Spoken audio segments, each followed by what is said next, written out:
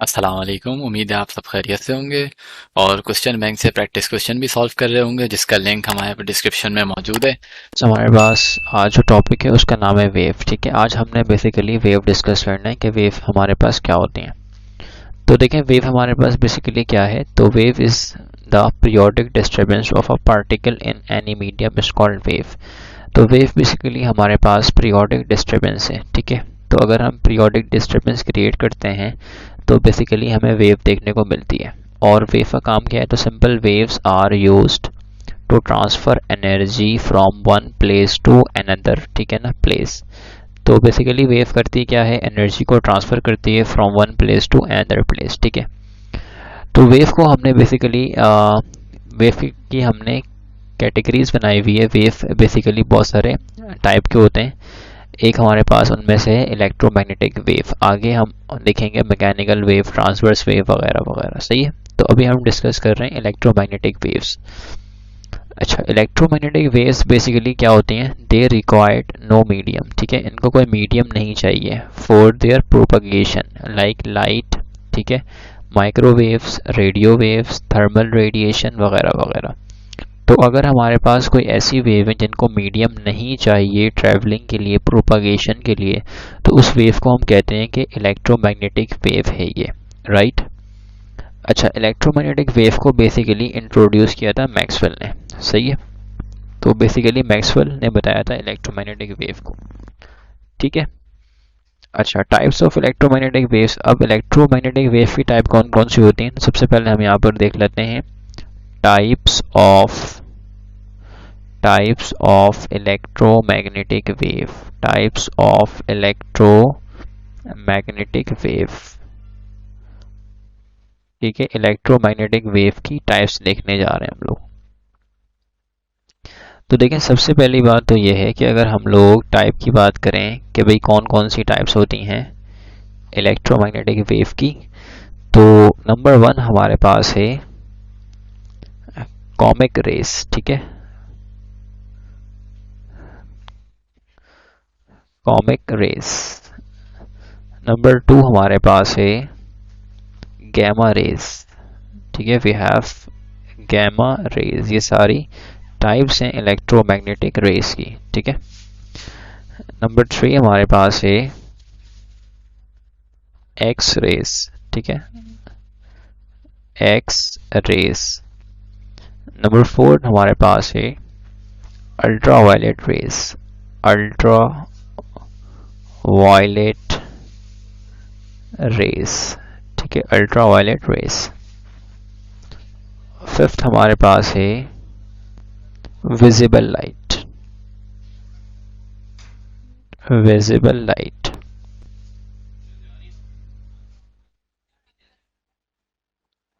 Number six हमारे पास है इंफ्रारेड। Infra infrared. ठीक है, रेडिएशन। Infrared radiation. ठीक है, नंबर सेवन हमारे पास है माइक्रोवेव।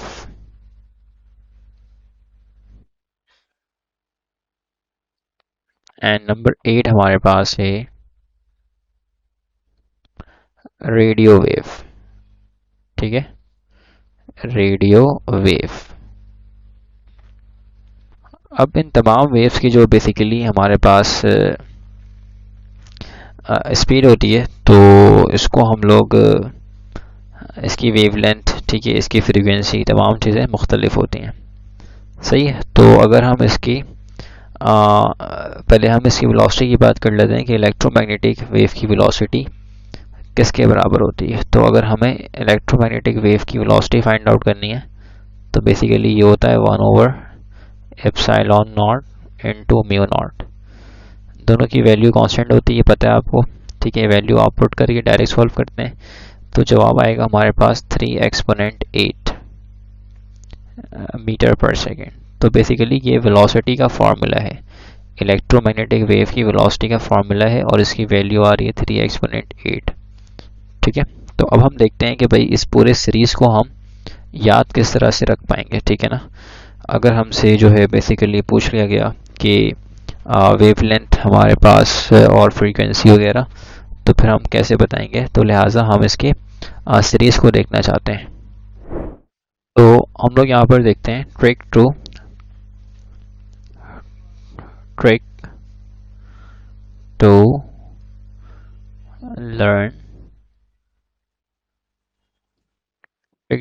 Learn the series. ठीक है, इस सीरीज को हम याद कैसे रखेंगे? तो सबसे पहले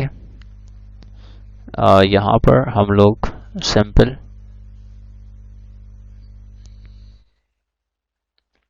ये हो जाएगा RMIV,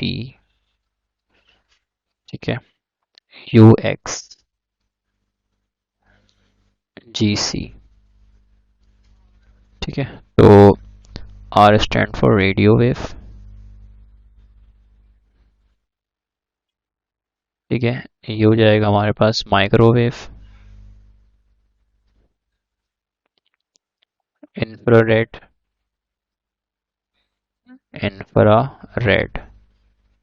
विजिबल, ठीक है, विजिबल लाइट, अल्ट्रावायलेट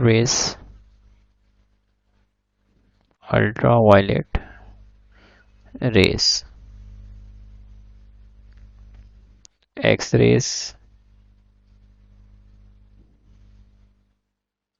ठीक है, गैमा रेस,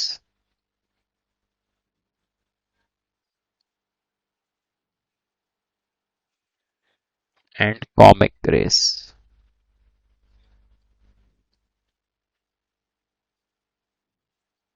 ठीक है।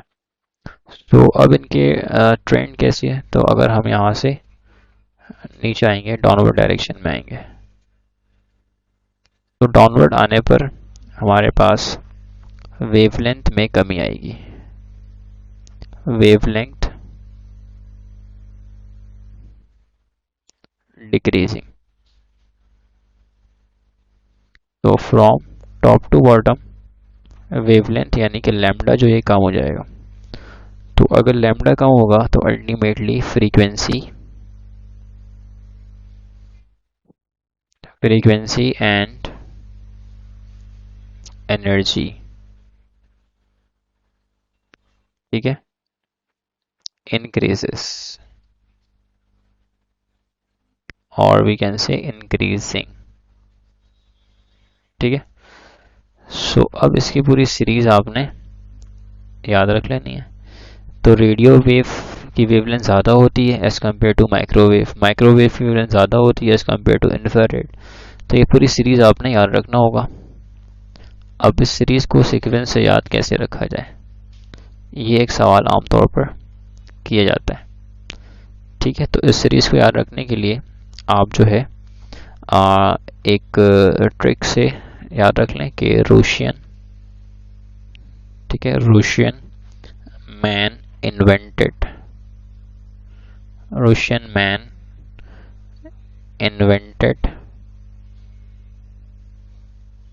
ठीक है, very useful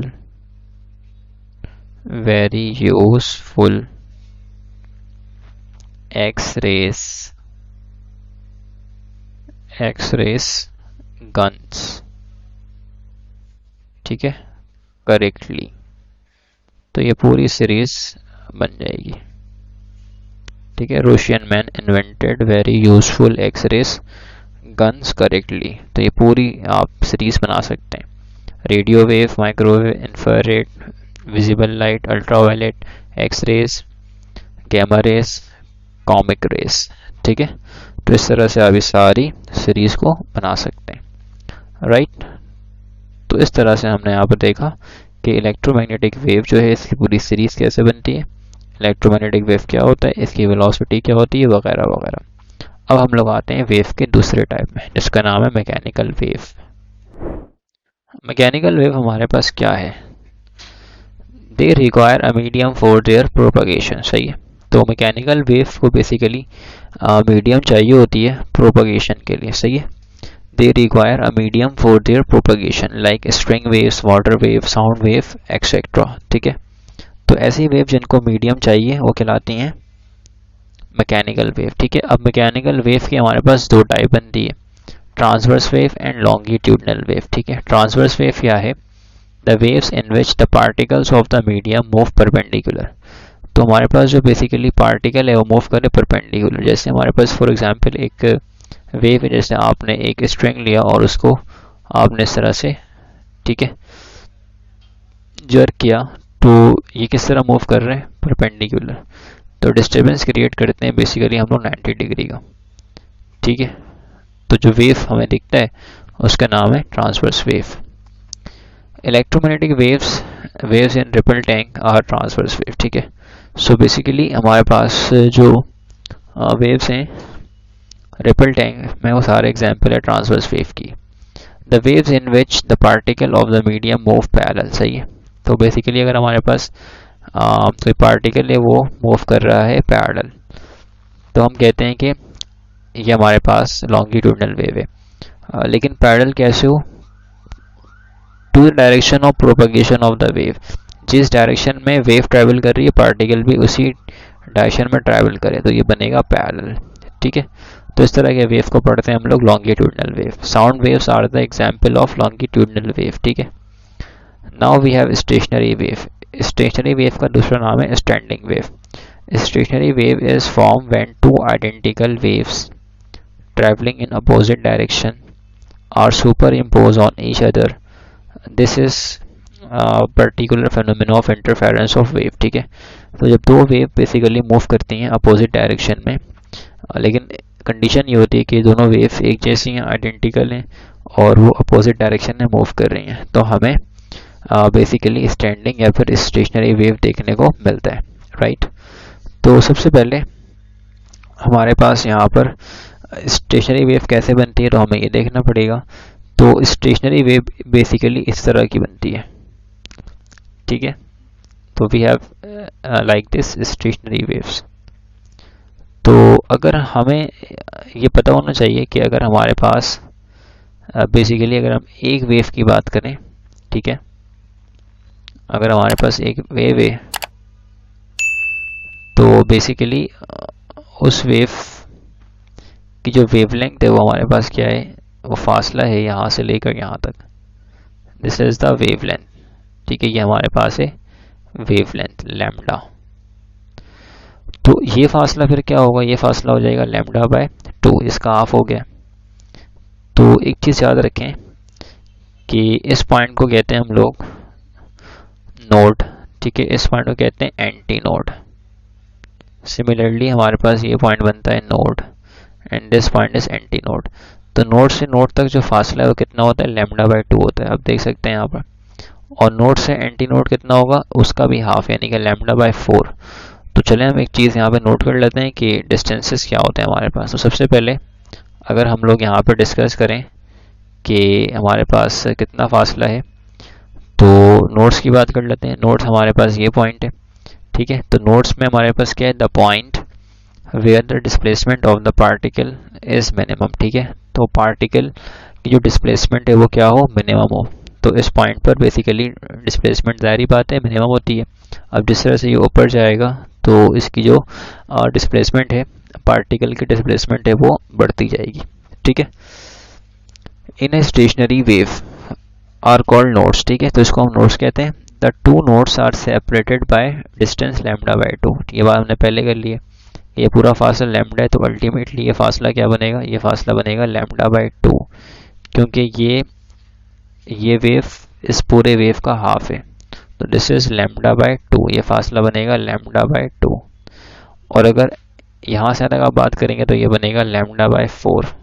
ठीक है, उसका भी आधा, यानी कि आप कह सकते हैं कि ये हमारे पास क्वार्टर हो गया। The ends of the string, ठीक है, मस्ट ऑलवेज बी नोड्स। ठीक है, जो स्ट्रिंग का एंड है हमारे पास वो हमेशा क्या होगा? नोड होगा। देख लें आप, एंड हमेशा नोड है। ठीक है, अब हम लोग देखते हैं कि भाई एंटी नोड हमारे पास क्या है। तो एंटी नोड्स बेसिकली हमारे पास the points where the displacement of the particle is maximum. ठीक है, पार्टिकल की डिस्प्लेसमेंट क्या है? मैक्सिमम है। तो इस पॉइंट को हम कहते हैं एंटी नोड, ठीक है, in a stationary wave are called anti nodes. Anti node हमारे पास ये पॉइंट है, तो यहाँ पर जो पार्टिकल की डिस्प्लेसमेंट है वो मैक्सिमम है, ठीक है। The middle point of the string is anti node, सही है। तो जाहिर बात है ये हमारे पास मिडल पॉइंट ही है। Separation between a node and an anti node is lambda by 4। Anti node and node के दरमियान जो सेपरेशन है वो कितना है, लैम्डा बाय 4 है, जो कि यहाँ पर हम देख सकते हैं, ठीक है। अब हमारे पास इसमें कुछ फ्रीक्वेंसीज होती हैं, हम उसको देख लेते हैं, और हमारे पास यहाँ पर कुछ लूप्स बनते हैं, हम उसको देखते हैं, ठीक है। तो हम देखेंगे फंडामेंटल फ्रीक्वेंसी एंड लूप्स, या आप कह सकते हैं harmonics. Fundamental frequency and harmonics, ठीक है, होता क्या है कि हमारे पास बेसिकली लूप्स फॉर्म हो रही होती है, ठीक है। अब इस लूप्स में हमने बेसिकली फंडामेंटल कहते हैं इसको, क्योंकि यहाँ पर हमें मैक्सिमम जो है बेसिकली हमारे पास जो यहाँ पर वेवलेंथ होती है वो ज़्यादा होती है, मैक्सिमम होती है। तो वेवलेंथ अगर मैक्सिमम है तो फ्रीक्वेंसी सबसे कम है, तो भी फंडामेंटल पढ़ते हैं इसको। अब इस तरह की हमारे पास लूप्स फॉर्म हो रही होती हैं, 1 लूप, 2 लूप, 3 लूप, 4 लूप, ठीक है। तो हमारे पास बेसिकली जनरल फार्मूला जो है वो ये है, ठीक है, इसका Fn is equals N into F1, ये हमारे पास है जनरल फार्मूला। F1 हमारे पास किसके बराबर होता है, तो F1 हमारे पास बराबर होता है V अपॉन 2L के, सही है। वंस यू नो F1 तो इसका मल्टीपल क्या होगा, F2। तो अगर हम N2 पुट करेंगे सेकेंड लूप के लिए, तो यहाँ पे हमारे पास N2 पुट कर देंगे और ये N इंटू F1 हो जाएगा। तो F1 पहले से पता होना चाहिए फंडामेंटल, तो फंडामेंटल का ट्वाइस आपको क्या मिलेगा, बेसिकली F2 मिलेगा, ठीक है। तो ये हमारे पास जनरल फार्मूला होता है। तो फंडामेंटल को पढ़ते हैं हम लोग फर्स्ट हार्मोनिक, ठीक है, एग्जैक्टली ऐसे ही होता है। तो ये बेसिकली हमारे पास होता है open pipe at both and, ठीक है, open pipe at both and ये केस है। अगर हम एक तरफ से क्लोज करेंगे, ठीक है, पाइप को, तो फिर इस वाले कंडीशन में हमारे पास जो फॉर्मूला बनता है वो होता है Fn2n-1, ठीक है, N2 F1, and this F1 is equals V upon 4L, ठीक है। और हमारे पास ये जो F1 होता है ये V ओवर 4L के बराबर होता है, ठीक है। तो ये डिपेंड करता है कि अगर हमारे पास ओपन ऑर्गन पाइप है, ठीक है ना, ओपन एट वन एंड है, सही है, ये हमारे पास केस है ओपन एट वन एंड, ठीक है, एक एंड से ये ओपन है, तो फिर हम ये फॉर्मूला इस्तेमाल करते हैं जनरल फार्मूला। और अगर ओपन एट बोथ एंड तो फिर हम लोग ये फॉर्मूला इस्तेमाल कर रहे होते हैं, राइट। तो सोनोमीटर क्या है, basically sonometer is a practical application of stretch string, ठीक है। सोनोमीटर से बेसिकली हम लोग जो है वो स्टेशनरी वेव को प्रोड्यूस करते हैं, ठीक है, for vibrating a portion of the string into desired number of loop, ठीक है। तो नंबर ऑफ लूप हम अपने डिजायर के मुताबिक बना रहे होते हैं कि हमने यहाँ पर 2 लूप बनाना है, 4 लूप बनाना है, वगैरह वगैरह, ठीक है। तो बेसिकली ये हमारे पास जो सोनोमीटर है ये प्रैक्टिकल एप्लीकेशन है, ठीक है, प्रैक्टिकल एप्लीकेशन है जिसमें हम लोग स्टैंडिंग वेव को प्रोड्यूस करवाते हैं। अच्छा, ये हमारे पास है frequency of string and sonometer. तो सोनोमीटर जो बेसिकली फ्रीक्वेंसी ऑफ स्ट्रिंग है, स्ट्रिंग की फ्रीक्वेंसी है, वो इस फॉर्मूले से फाइंड आउट हम करते हैं, ठीक है। टी अपॉन म्यू, टी हमारे पास होता है टेंशन और म्यू है हमारे पास basically mass per unit length. तो यहाँ पर म्यू की जो म्यू हमारे पास ये बराबर है एम अपन एल के, मास पर यूनिट लेंथ। इसको पढ़ते हैं म्यू को लीनियर मास डेंसिटी, ठीक है। इस म्यू को पढ़ते हैं हम लोग लीनियर मास डेंसिटी, ठीक है। लीनियर मास डेंसिटी इसलिए पढ़ते हैं क्योंकि हमारे पास ये मास पर यूनिट लेंथ है, तो ये कहलाता है लीनियर मास डेंसिटी, राइट। ये हमारे पास है नंबर ऑफ हार्मोनिक, एल हमारे पास है लेंथ और टी हमारे पास है टेंशन, राइट। ठीक है, अब हमारे पास यहाँ पर एक क्वेश्चन है जिसमें पूछ रहे हैं कि अ vibrating string under a certain tension produce 100 vibrations पर सेकेंड, ठीक है। सो बेसिकली हमारे पास कितने वाइब्रेशंस हो रहे हैं produce, 100 per second. Find the number of vibration produce per second when the tension increase by 4 times. अगर हम टेंशन को इंक्रीज करेंगे तो बेसिकली हमारे पास कितनी वाइब्रेशन प्रोड्यूस होगी, हमने ये बताना है। देखें वाइब्रेशन पर सेकेंड से मुराद है ये फ्रीक्वेंसी गिवन है, ठीक है। तो अगर टेंशन हमारे पास यहाँ पर a vibrating string under a certain tension produce 100 vibration per second, तो फ्रीक्वेंसी गिवन है 100 वाइब्रेशन पर सेकेंड। कहते हैं अगर हम टेंशन को इंक्रीज करेंगे 4 टाइम्स तो हमारे पास जो है बेसिकली नंबर ऑफ वाइब्रेशन कितनी इंक्रीज होगी पर सेकेंड, हमने ये डिस्कस करना है। तो अब देखें इस फॉर्मूले को, तो फ्रीक्वेंसी और टेंशन आपस में डायरेक्ट रिलेशन में, तो हमें पता है कि फ्रीक्वेंसी डायरेक्टली प्रोपोर्शनल है स्क्वायर रूट ऑफ टी है, ठीक है। तो हमने टेंशन कितना किया 4 टाइम्स, तो यहाँ 4 पुट किया और ये हो जाएगा इसका स्क्वायर रूट 2 आ जाएगा। तो जो फ्रीक्वेंसी है वो डबल हो जाएगी, यानी कि 2 टाइम्स बढ़ जाएगी, ठीक है। तो पहले कितना था हमारे पास 100, तो इसका डबल कितना होगा 200। तो सी हमारे पास यहाँ पे राइट आंसर है। हमारे पास बेसिकली कहते हैं कि velocity of a wave is the product of frequency and wavelength, ठीक है। तो बेसिकली हमारे पास जो वेलोसिटी है वेव की वो प्रोडक्ट है फ्रीक्वेंसी एंड वेवलेंथ की। तो सिंपल v बराबर है एफ लैम्डा के, ठीक है। तो ये हमें बता रहे हैं कि velocity of the wave is the product of frequency and wavelength, ठीक है। उसी के नीचे एक सवाल है, पूछते हैं कि VHF radio station broadcast at frequency 90 megahertz, ठीक है। What is the wavelength of the wave broadcast by the station. तो हमने बेसिकली यहाँ पे लैम्डा कैलकुलेट करना है वेवलेंथ, ठीक है। तो v बराबर है हमारे पास एफ लैम्डा के, ठीक है। तो v हमारे पास वेलोसिटी क्या होगी, रेडियो वेव जो है बेसिकली इलेक्ट्रोमैग्नेटिक वेव, इसकी स्पीड कितनी होगी 3 एक्सपोनेंट 8। फ्रीक्वेंसी हमारे पास है 90 मेगाहर्ट्ज, ठीक है, 90 मेगाहर्ट्ज, और ये आ जाएगा lambda. So lambda will be equals 3 exponent 8, ठीक है, 3 एक्सपोनेंट 8 ओवर 90 मेगाहर्ट्ज। तो मेगाहर्ट्ज से बेसिकली हमें हर्ट्ज में आना होता है, तो मेगाहर्ट्ज से अगर हमने हर्ट्ज में आना है तो कन्वर्जन कैसे होगी इसकी, ये हमें देखते हैं अभी, ठीक है। फिर इसको हम डायरेक्ट कन्वर्ट करेंगे, यानी कि ये जो हमारे पास है ना, चलें एक काम करते हैं, इसको पहले यहाँ पे हम लिख देते हैं मेगाहर्ट्ज, ठीक है। अब इसको हम कन्वर्ट कर लेते हैं। So this will become 3 exponent 8, ठीक है, 90 मेगाहर्ट्ज, यानी कि 90 एक्सपोनेंट 6 हर्ट्ज। तो बेसिकली हमने रिप्लेस कर दिया इस मेगा को 10 की पावर 6 से, और ये ऊपर है हमारे पास एग्जैक्टली मीटर वेवलेंथ हमने ये हमारे पास है। चलिए काम करते हैं, हर्ट्ज को यहाँ से हटा देते हैं ताकि हमें कैलकुलेशन में आसानी होती रहे।